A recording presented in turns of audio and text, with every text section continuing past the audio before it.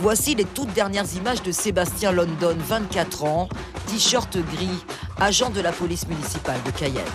Membre de l'association Les Frères de la Crique, qui organisait samedi matin une vente de t-shirts pour récupérer de quoi organiser une sortie pour les enfants du village chinois.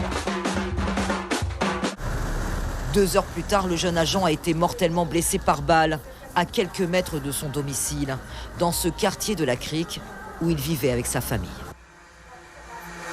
13h30, 2 hommes arrivent sur un scooter. Le tueur est à l'arrière et tire sur Sébastien London sous les yeux des passants et de sa sœur. Je suis allée acheter un gâteau pour ma mère. Et quand je reviens, je vois mon frère là, on commence à parler. Il a demandé pour ma mère. Je lui ai dit que ma mère est partie au marché. Et puis les gars sont venus, ils sont arrêtés là. Et puis ils ont tiré sur mon frère. Ils ont donné un ici. Et puis quand il commençait à courir, ils ont donné un derrière son dos. Et il est tombé chez la dame qui font des vêtements.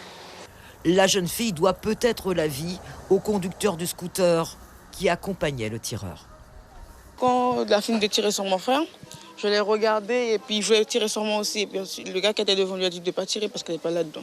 Et j'ai vraiment eu peur, j'ai commencé à paniquer. Et puis quand j'ai vu mon frère, quand je me suis retournée, quand les gars sont partis, je me suis retournée, je n'ai pas vu mon frère.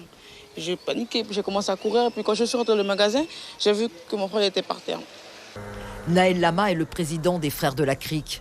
Il œuvre depuis des années pour changer l'image du quartier et multiplie les actions en faveur des jeunes.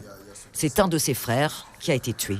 C'était un gars tranquille, il était engagé, il était à la mairie de Cayenne, il était dans le groupe Cassialata, il travaillait avec nous, c'était un citoyen engagé. C'est un coup dur forcément parce que ça se passe chez nous. Après, les personnes qui ont fait ça, on ne sait pas encore exactement qui c'est, mais ce n'est pas des gens du quartier. Mais sachant que ça se passe chez nous, ça va rendre l'atmosphère de plus en plus anxiogène, c'est sûr. Très vite, cette photo circule sur les réseaux sociaux avec nom et prénom du mineur, le présentant comme le meurtrier du jeune agent municipal. Dans la nuit, le jeune homme de 17 ans est interpellé par les policiers municipaux de Cayenne à la sortie d'un sound system. Il est entendu par les enquêteurs de la police judiciaire avant d'être relâché après avoir été mis hors de cause. Un adolescent accusé très vite par la clameur populaire peut être victime de son passif, connu comme un jeune difficile, renvoyé de la plupart des collèges du chef-lieu. La police doit donc poursuivre ses investigations. Depuis le drame, les lieux du crime ont été passés au crible.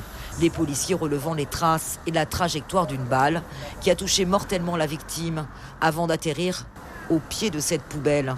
Des éléments qui apporteront peut-être des indices.